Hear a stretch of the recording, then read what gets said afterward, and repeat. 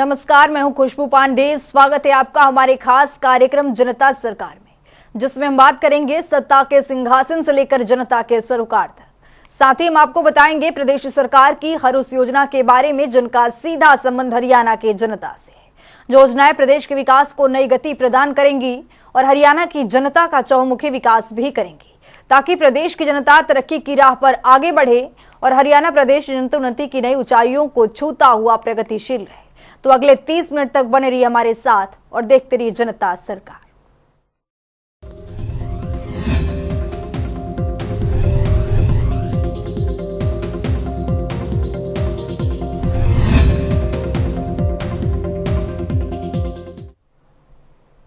आज ही के दिन देश के सपूतों भगत सिंह, सुखदेव, राजगुरु ने फांसी की सजा को गले लगाया था। शहीद दिवस के मौके पर हरियाणा के मुख्यमंत्री मनोहर लाल दिल्ली पहुंचकर नेशनल वॉर मेमोरियल हॉल में श्रद्धांजलि अर्पित की। मुख्यमंत्री मनोहर लाल ने कहा कि ये ऐसे महान व्यक्ति हैं जिन्होंने हमारे स्वतंत्रता संग्राम में अतुलनीय योगदान दिया है। रिपोर्ट देखिए। शहीदों के सम्मान और उनके बलिदान को याद करने के लिए हर साल 23 मार्च को शहीद दिवस के तौर पर मनाया जाता है। देश की आजादी के लिए भगत सिंह और उनके साथी राजगुरु सुखदेव ने अपनी जान को कुर्बान कर दिया था, जिसको लेकर शहीदी दिवस मनाया जाता है। इन सबको लेकर हरियाणा के मुख्यमंत्री मनोहर लाल ने गुरुवार को दिल्ली पहुंचे और यहां पर सबसे पहले नेशनल वॉर मेमोरियल में मुख्यमंत्री मनोहर लाल ने स्मारक पर पहुंचकर शहीदों को पुष्पगुच्छ अर्पित कर नमन किया। इसके अलावा मुख्यमंत्री मनोहर लाल मीडिया से भी मुखातिब हुए और शहीदी दिवस पर कुछ वर्ष पहले तक की पुण्य स्मृति दिवस की जानकारियां दी। मुख्यमंत्री मनोहर लाल ने कहा, प्रधानमंत्री नरेंद्र मोदी ने साल 2019 में नेशनल वॉर मेमोरियल बनाया है। हरियाणा के मंत्री, हमारे विधायकगण, भारतीय जनता पार्टी के हमारे सभी कार्यकर्ता आज शहीदी दिवस के दिन नेशनल वॉर मेमोरियल यहाँ पर आए हैं और जो यहाँ पूरी जानकारी हमको दी गई, बहुत ही वास्तव में एक प्रेरणा देने वाला एक क्षण है। क्योंकि जिस प्रकार से अपने देश की आजादी, स्वतंत्रता, इतने सैनिकों ने शहादत देकर के और ये स्वतंत्रता प्राप्त की, कुछ वर्ष पहले तक उनकी पूर्ण स्मृति नहीं होती थी, बल्कि उसमें अंग्रेजों के समय की कुछ बातें शामिल थी। लेकिन 4 वर्ष पूर्व देश के प्रधानमंत्री जी ने 2019 में नेशनल वॉर मेमोरियल यहाँ जो बनाया गया है और इसके अंदर तीनों सेनाओं के, चाहे वो आर्मी है, नेवी है अथवा एयरफोर्स है, उन तीनों सेनाओं के जो शहीद सैनिक हैं, अफसर हैं, 26,500 लोगों की शहादत का वर्णन यहाँ दिया गया है। और एक और बहुत ही हमको प्रेरणा देने वाली बात है कि इस 26,500 में हमको बताया कि लगभग 2,500 से ऊपर लोग हरियाणा से संबंध रखते हैं। निश्चित रूप से 10% की जो हमारी भागीदारी डिफेंस फोर्सेज में, वो इसका प्रमाण है। आज मैं इस अवसर पर देश के उन शहीदों को, उन रणबांकुरों को शहादत देने पर बहुत बहुत श्रद्धांजलि देता हूं और मैं उनके परिवार के लोगों की भी सराहना करता हूं कि जिन माताओं ने इनको जन्म दिया, आज सब 26,500 जो ये वीर सैनिक शहीद हुए, उनके परिवारों को भी यहाँ बुलाया जाता है, उनको सम्मान दिया जाता है। मैं इस अवसर पर पुनः अपनी ओर से, अपनी पूरी टीम की ओर से उनको श्रद्धांजलि देता हूं और मैं आशा भी करता हूं कि देश भर की जनता यहाँ प्रतिदिन, यानी जब भी उनको अवसर मिले तो यहाँ आकर के इनका सम्मान करने के लिए आप पधारे और प्रेरणा लेकर के यहाँ से जाए। बहुत बहुत धन्यवाद। इस दौरे से पहले मुख्यमंत्री मनोहर लाल ने ब्रिटेन के पूर्व प्रधानमंत्री टोनी ब्लेयर से नई दिल्ली में मुलाकात की थी। हरियाणा भवन में हुई लगभग 30 मिनट की मुलाकात के दौरान दोनों के बीच कई मुद्दों पर चर्चा हुई। ब्रिटेन के पूर्व प्रधानमंत्री ने हरियाणा के हेल्थ सेक्टर में सरकार के साथ काम करने की इच्छा जताई है।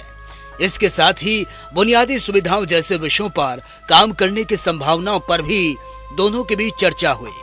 इस मौके पर उनके साथ केंद्रीय मंत्री राव इंद्रजीत सिंह, केंद्रीय मंत्री कृष्णपाल गुर्जर, हरियाणा के कैबिनेट मंत्री मूलचंद शर्मा समेत एनसीआर के सभी विधायक, हरियाणा के मुख्य सचिव संजीव कौशल, डीजीपी पीके अग्रवाल समेत तमाम प्रशासनिक अधिकारी मौजूद रहे। ब्यूरो रिपोर्ट, जनता टीवी।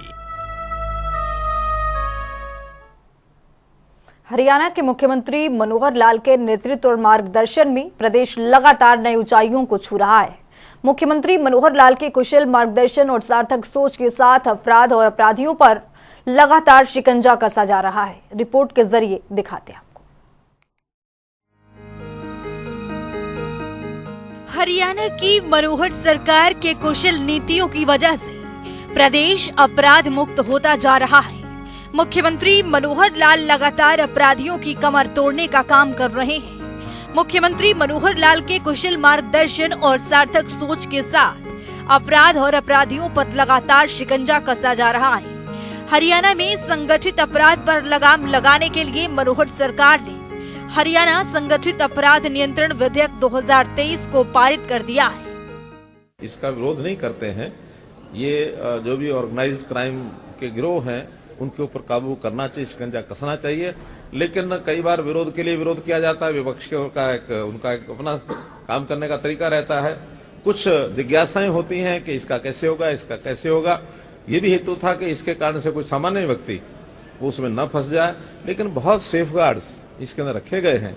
कोई भी व्यक्ति जो इस प्रकार का दोषी नहीं होगा उसके ऊपर इसका कोई प्रभाव नहीं होगा। लेकिन हाँ, कई बार सामान्य एक्ट के कारण से बड़े दोषी भी उसमें से बाहर निकल जाते हैं, बच जाते हैं कोर्ट के प्रयोग में से या पुलिस की एक्शन में से।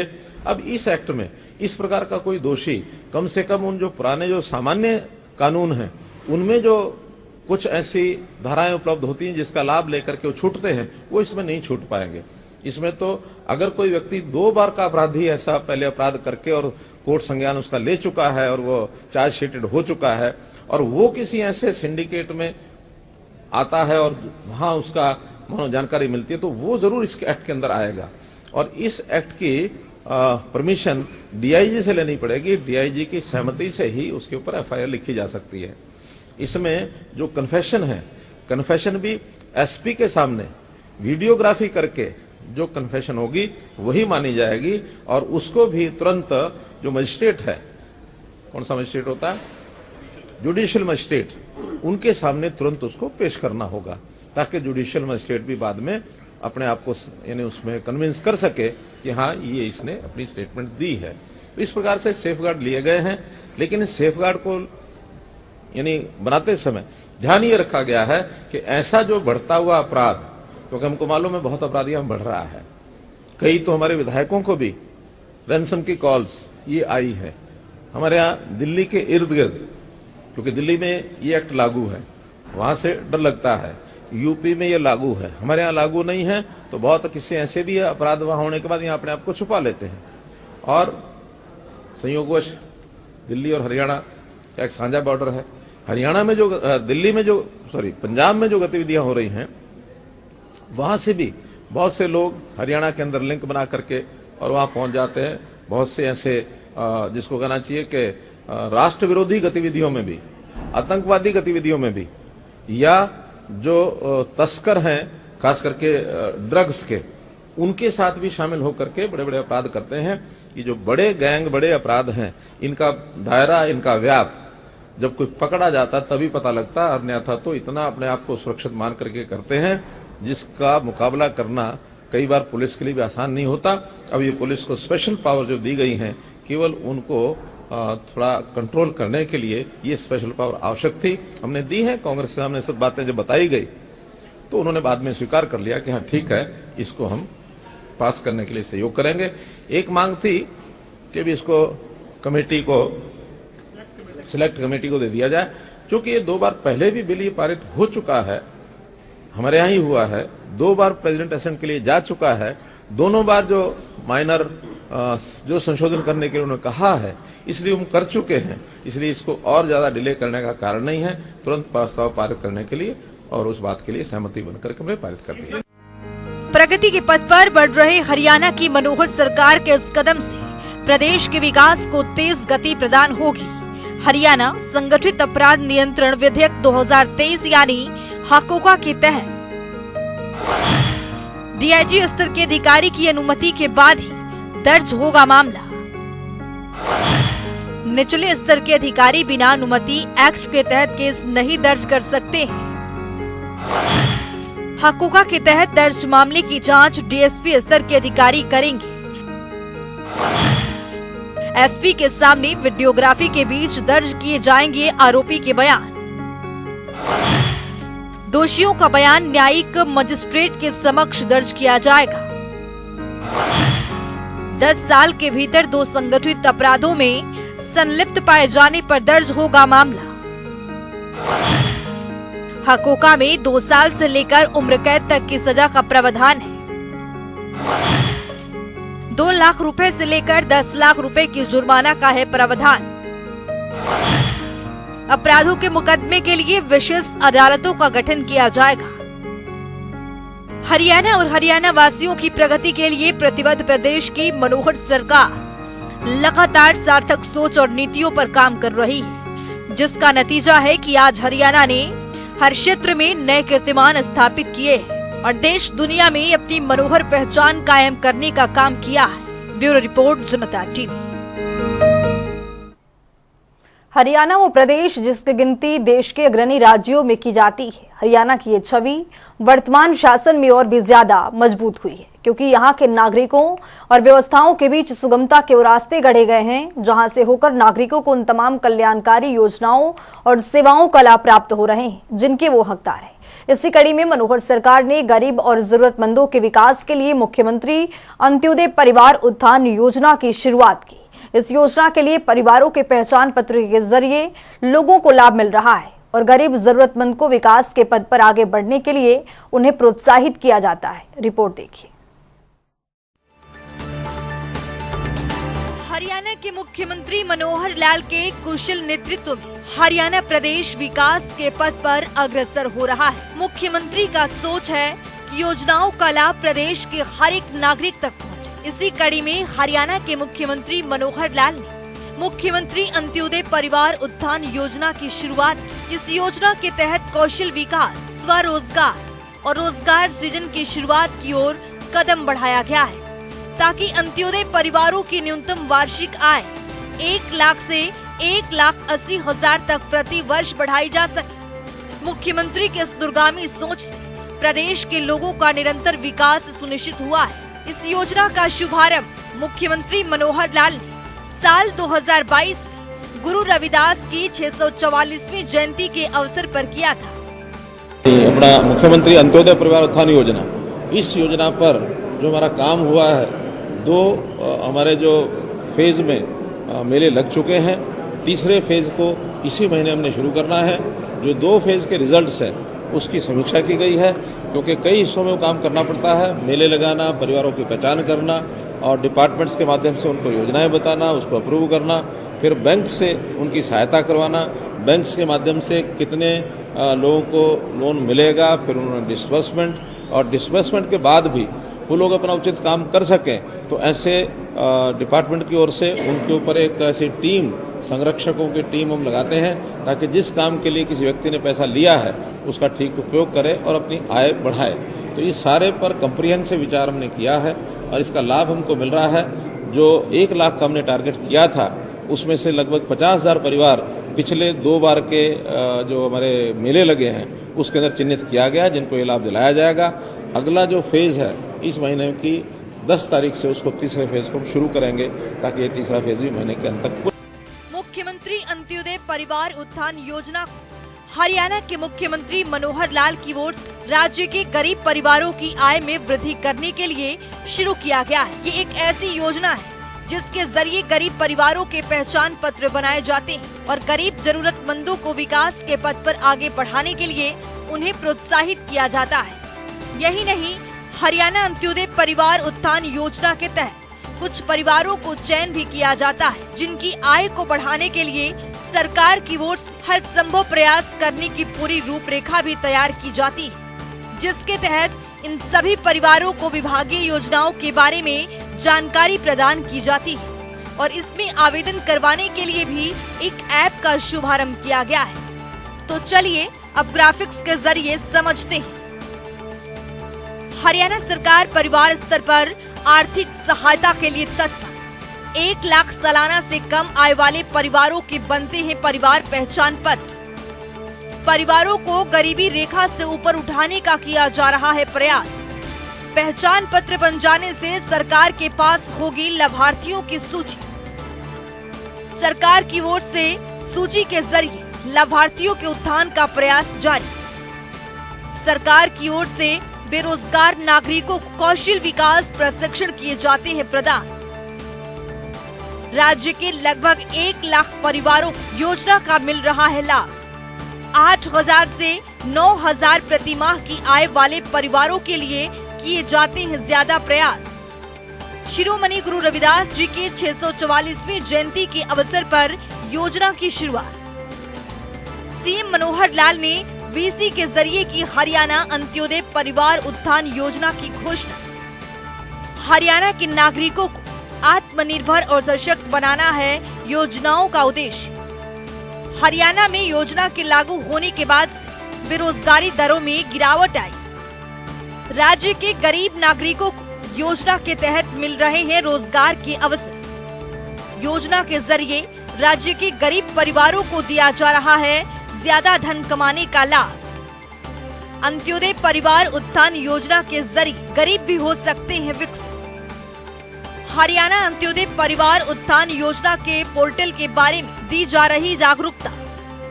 योजना के जरिए कम आय वाले परिवारों की वित्तीय सहायता होती है प्राथमिकता। सरकार की ओर से हरियाणा राज्य में पैदा होते हैं रोजगार के नए अवसर। वार्षिक आय 1 लाख से कम वाले परिवारों को मिलती है आय में वृद्धि के अवसर। सरकार की ओर से स्वरोजगार के लिए ब्याज मुक्त ऋण देने की व्यवस्था। वहीं मुख्यमंत्री अंत्योदय परिवार उत्थान योजना के तहत प्रदेश के 1 लाख से ज्यादा गरीब परिवारों की आय बढ़ाने का लक्ष्य निर्धारित किया गया है, जिसमें से पहले 2 चरणों में आयोजित अंत्योदय मेलों में लगभग 50,000 से ज्यादा परिवारों को बैंकों के माध्यम से ऋण उपलब्ध करवाया गया है। तो चलिए अब ग्राफिक्स के जरिए समझते हैं। आवेदक हरियाणा का स्थायी निवासी होना चाहिए। उम्मीदवार की वार्षिक आय 1 लाख से अधिक नहीं होनी चाहिए। आवेदक गरीबी रेखा से नीचे जीवन यापन कर रहे हैं। तो चलिए ग्राफिक्स के जरिए समझते हैं कि आवेदक के लिए महत्वपूर्ण दस्तावेज क्या क्या हो सकता है। Aadhaar card, ration card, passport size photograph, स्थायी प्रमाण पत्र, मोबाइल नंबर, परिवार पहचान पत्र। वहीं इस योजना के तहत हरियाणा के सरकारी महकमों, बोर्ड निगमों और सरकारी संस्थाओं में फिर से अनुबंध आधार पर कर्मचारियों की भर्ती होगी। प्रदेश सरकार ने कच्चे कर्मचारियों की भर्ती पर पिछले साल 28 सितंबर से लगी रोक को हटा दिया है। कच्ची नौकरियों में गरीब परिवारों को युवाओं को प्राथमिकता दी जाएगी और नौकरी के लिए अंत्योदय परिवार की सूची में शामिल परिवारों, सक्षम युवाओं और जरूरतमंद लोग जिनके परिवारों की वार्षिक आय 1,80,000 रुपए से कम है, उन्हें भी प्राथमिकता दी जाएगी। तो चलिए अब ग्राफिक्स के जरिए समझते हैं कि योजनाओं के तहत शामिल विभाग कौन कौन से हैं।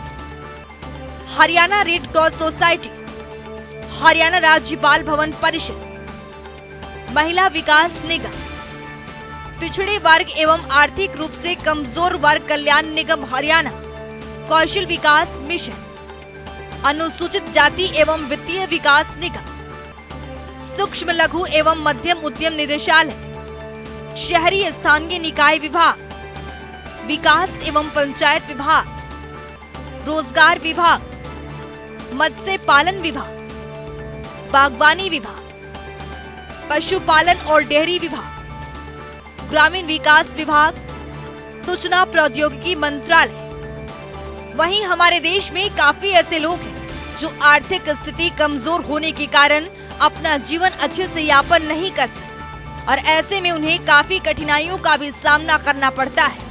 इसके चलते मुख्यमंत्री मनोहर लाल की ओर से हरियाणा अंत्योदय परिवार उत्थान योजना का आरंभ किया गया है। इस योजना के माध्यम से गरीब जरूरतमंदों की जीवन स्तर ऊपर उठाने में काफी हद तक राहत मिलेगी और उन्हें विभिन्न प्रकार के रोजगार के अवसर भी प्रदान होंगे। ब्यूरो रिपोर्ट, जनता टीवी।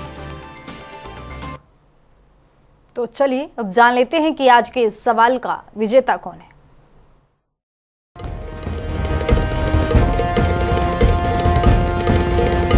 तो बात अब आज के विजेता की। जैसा कि आप जानते हैं, हर रोज एक नया सवाल पूछते हैं और सही जवाब देने वाले के नाम और तस्वीर अपने टेलीविजन स्क्रीन पर दिखाते हैं, साथ ही उसको उपहार भी देते हैं। तो चलिए अब जान लेते हैं कि कल का हमारा सवाल क्या था और कौन है इसका विजेता। कल का हमारा सवाल था, मुख्यमंत्री परिवार समृद्धि योजना का मुख्य उद्देश्य क्या है? इसका सही जवाब है ए, परिवारों की आर्थिक मदद करना। ढेरों जवाब आए, लेकिन आज के हमारे विजेता हैं गुरुग्राम से आशीष नरवाल। आशीष, आपको बहुत बहुत बधाई। तो फिर पूछेंगे आज का सवाल, देखते रहिए जनता टीवी।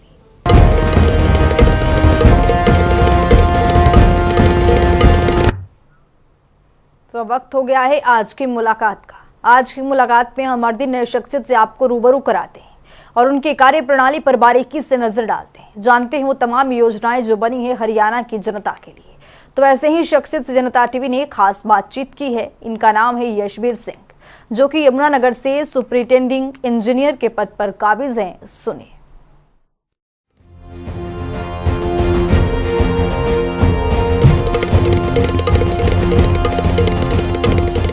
फिलहाल यमुनानगर डिस्ट्रिक्ट में हमारी अभी जो सरचार्ज वेवर स्कीम जो पहले दिसंबर तक थी, 31 दिसंबर तक, उसको एक्सटेंड कर दिया गया है सरकार ने और वो 31 मार्च तक है। तो आज 22 तारीख है, तो अभी 9 दिन है। तो आप लोगों के माध्यम से मैं लोगों तक ये चीज़ पहुंचाना भी चाह रहा हूँ कि वो सरचार्ज वेवर का ब्याज माफ़ी स्कीम का जितना बेनिफिट ले सकें उतना लें। दूसरा, अभी डिस्ट्रिक्ट के अंदर जो चीज़ें चल रही हैं, हमारा टोटल 13 सब डिवीज़न्स हैं यमुनानगर डिस्ट्रिक्ट में। 13 में से 11 सब डिवीज़न्स ऐसी हैं जिनमें रूरल एरिया है, और रूरल और अगर अर्बन को सेग्रीगेट करें तो अर्बन में सारा एरिया आरएपी डीआरपी के अंदर कवर्ड था, बट रूरल में ये अभी तक आरएपी डीआरपी में कवर नहीं हुआ था।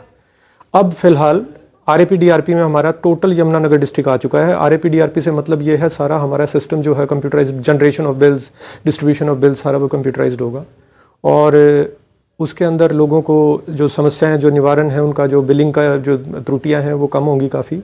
बिलिंग प्रॉब्लम्स का काफ़ी हद तक सोल्यूशन हो जाएगा उसमें। तो अब ये हमारा, क्योंकि बिल इस वजह से जब माइग्रेशन हो रहा था नॉन आरएपी डीआरपी से आरएपी डीआरपी में, तो उस दौरान बिलिंग भी हमारी बंद थी, अब शुरू हो चुकी है।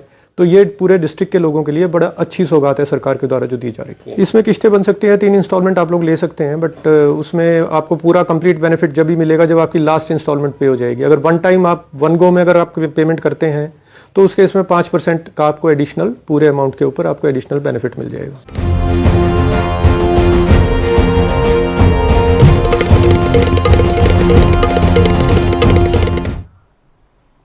तो वक्त हो गया है आज के सवाल का। तो चलिए अब जान लेते हैं कि आज के सवाल में क्या कुछ है।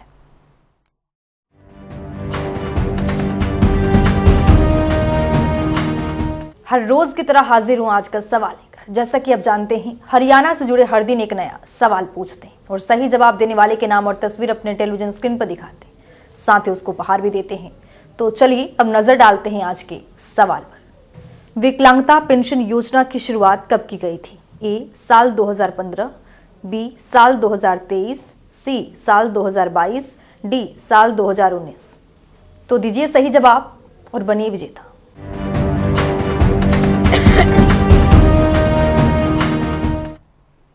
तो इस खास कार्यक्रम के जरिए हमारा मुख्य उद्देश्य है हरियाणा सरकार की कल्याणकारी योजनाओं की जानकारी और उसका लाभ प्रदेश के हर एक नागरिक तक पहुंचाना है, क्योंकि जब प्रदेश का हर एक नागरिक समृद्ध और खुशहाल होगा तभी प्रदेश विकास के पथ पर आगे बढ़ेगा। हमारे खास कार्यक्रम जनता सरकार में आज के लिए इतना ही। नमस्कार।